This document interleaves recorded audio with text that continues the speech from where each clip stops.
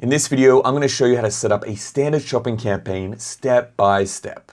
When set up the right way, this is what a shopping campaign can do for your store. I'm going to walk you through the exact process inside of Google Ads so you can get the same results. Now, before we get into this, you need to have two things already set up: your product feed and your Google Merchant Center account. Now, we do have a full free course that shows you everything you need to set up and scale and optimize these campaigns. Links are down below. Get those two things done first, the feed and the Merchant Center account, and then come back here and we'll get your campaigns live. Let's get into it. All right, let's go into our Google Ads account. To create a new campaign, click the plus icon here and select Campaign. The first thing Google's going to ask you is what your campaign goal is. This is basically Google's way of guiding you through the setup. It's designed for people who are brand new and don't know what they're doing yet. But at this point in our course, you already know more than most advertisers out there. So we're going to skip that and select Create a Campaign without a goals guidance. Here you'll see all the campaign types available. We're going to select Shopping. Next, Google asks you to confirm your campaign goal. Since we're running this for an e-com store, we want purchases. Next, we see our Merchant Center account, which is correctly connected to Google Ads. Now you'll see Google asking you again, Performance Max or Standard Shopping. It may seem confusing because you already selected Shopping instead of Performance Max, but this is Google nudging you towards PMax again. They do this a lot, and the more you work inside Google Ads, the more you'll notice it. And look, this is something we always tell our clients. Don't just go with whatever Google puts in front of you. Google's recommendations aren't always what's best for your store. We've already covered which one is right for you in the previous lesson, so select Standard Shopping and let's keep moving. And if you're ever unsure about a choice inside Google Ads, drop a comment below and we'll help you out. Okay, back to creating our campaign. Select Continue with a Shopping Campaign. Now it's asking you to name your campaign. Honestly, this one is personal preference. There's no right or wrong here, as long as the name is clear enough that you know what it is when you come back to it later. What we personally like to do is put our initials first, then the campaign type, then the country we're targeting. But whatever works for you is fine. All right, let's hit continue and move on. Okay, so the first thing you'll see here is your budget. This is how much you're willing to spend per day on average. Now we get asked this a lot, how much should I start with? Our recommendation is a minimum of $20 a day. Because when you launch a new campaign, Google needs time to learn. It's figuring out who your buyers are, which products are getting clicks, what's converting. And it learns from data. The more it sees, the smarter it gets. If your budget is too low, Google doesn't get enough data to figure any of that out. So it just sits there in what's called the learning phase, and your results are going to be slow and inconsistent until it gets out of it. So give Google enough room to learn. $20 a day is the minimum we'd recommend to get things moving. And honestly, the more you can put in early, the faster Google learns and the sooner you start seeing real results. You'll also notice a second option here, Campaign Total Budget. This is where you set a fixed amount for the entire campaign runtime and Google will spend it by the end date that you set. For e-com stores, I don't recommend this. Your store needs consistent daily traffic to generate consistent sales. The only time a total budget makes sense is for short-term promotions. A weekend sale, a flash sale, something with a clear end date where you just want Google to spend a fixed amount by a specific time. For everything else, stick with daily budget. Next is bidding. We cover bidding strategies in another video, which I'll link down below, so we'll leave it on manual CPC for now to keep it simple. Next, you'll see customer acquisition settings. Leave this on default for now. Your account is new and Google doesn't have enough data yet to know who your existing customers are. So trying to optimize for new customers at this stage just doesn't make sense. Default means Google bids equally for everybody, new and existing customers. And right now, that's exactly what you want. We can look at adjusting this later once your account has history behind it. Moving to campaign priority, we're not going to worry about campaign priority here. This setting is only useful if you're running an advanced strategy of multiple campaigns targeting the same products. For locations, you can of course enter any region that you want this campaign to cover. Anything from countries to states to cities or even zip codes. We're going to leave it here as targeting the United States. There is one important change to make in location options as we open this up. We want this to include only presence and not presence or interest. This will firmly keep your ads within the location you're targeting. Local products is for when you also have your products in a physical store location as well. That's beyond the scope of this video, so we'll leave that turned off. Next, does your campaign have European Union political ads? This doesn't apply to you. It's for political advertisers running ads in Europe. Just select no and move on. For start and end dates, you can set the dates your campaign will be active for. I'll just leave it as is, starting today and having no end date.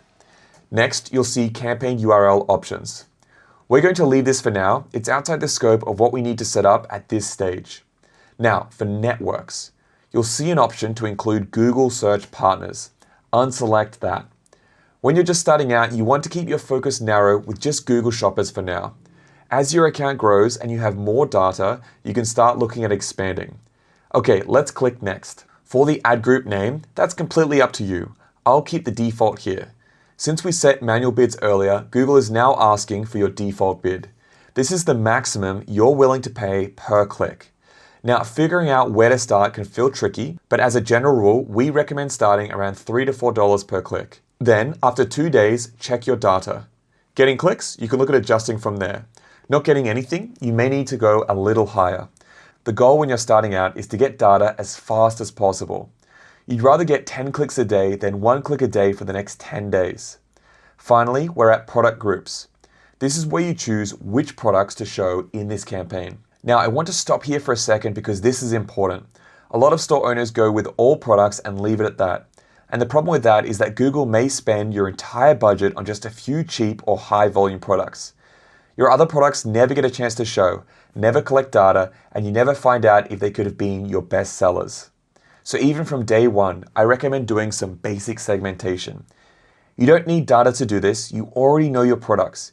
You know which brands or categories have better margins. You know which ones are your heroes. So let's use that. Now, all of the segmentation options you're going to see here are based on the product data coming from your Merchant Center feed. And guys, this is exactly why I keep saying optimize your feed. A well-optimized feed doesn't just help your products show up on Google Shopping.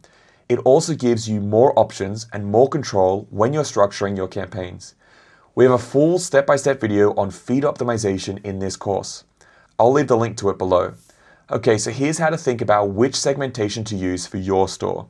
If you sell products from multiple brands, segment by brand. Let me show you with a real example. Say you're selling skincare products from multiple brands. Select brand, check off each brand, and save. Now, each brand has its own product group, and you can set different bids for each one.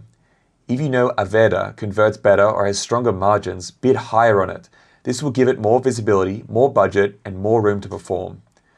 For brands you're less sure about, start with a lower bid and let the data tell you what to do next.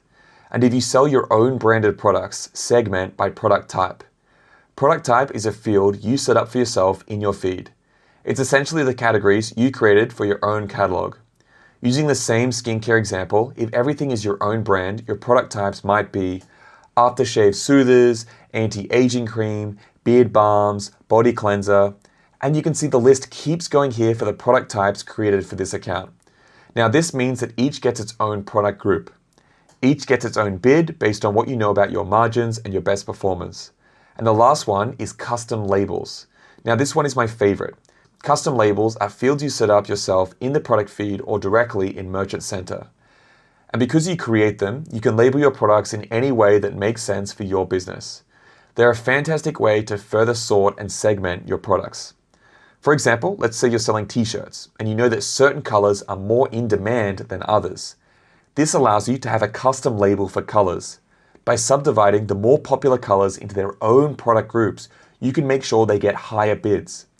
As another example, say you've labeled in your feed which products are high margin and which are low margin. You may want to segment out the low margin products so you can bid lower on them than the rest of the products. There are limitless ways to use these custom labels for smart product segmentation. You'll need to think of the right way to do it for your own products. And by the way, we have a full video on exactly how to do that. The link is down below. Now let's quickly go through the other options you'll see here. First one is category. Google assigns this automatically based on their own category tree. And honestly, Google gets this wrong more often than you'd think. So my advice is don't use this one. It's just not reliable enough to base your bidding on. Item ID shows you every single product individually with its title next to it. You'd use this if you want to pull out one specific product and bid on it separately. Condition, new, used, or refurbished. This only matters if you're selling across multiple conditions. Channel and channel exclusivity is local for inventory ads. We're not going into these in this course, but I'll drop some links below if you want to explore it. All right, for this setup, I'm going to segment by brand. I'll click Save and then hit Next. Now, Google is showing us a full review of everything we just set up. Go through this carefully. If anything is wrong, Google will flag it here and won't let you publish until it's fixed. Once everything looks good on your end, hit Publish. That's it, your campaign is live. Okay, one last thing once your campaign is published. Go back into your campaign, click into your ad group, and look at your product groups. You'll see Google has left an Everything Else group turned on. This means your ads are still showing for your entire feed, including all the products you didn't segment. Click on it and exclude it. That way, you're only running ads on the exact products you want to target. Alright guys, that's your standard shopping campaign full setup. But you're not done yet. Standard shopping is not a set and forget campaign. It needs ongoing optimization to make sure it brings sales and profits to your store. And that's exactly what we cover in the next video. I'll leave a link to that down below. And guys, if you want a team that's taken stores from where you are now to 6 and 7 figures, with a proven system, no wasted budget, and full transparency on what's happening at every step, book a strategy call with my team. Link is down below. We'll look at your store and show you exactly how we'd scale it. Thanks for watching, guys. I'll see you in the next one. Bye for now. Make sure to check out our other videos. This one here might be especially useful for you.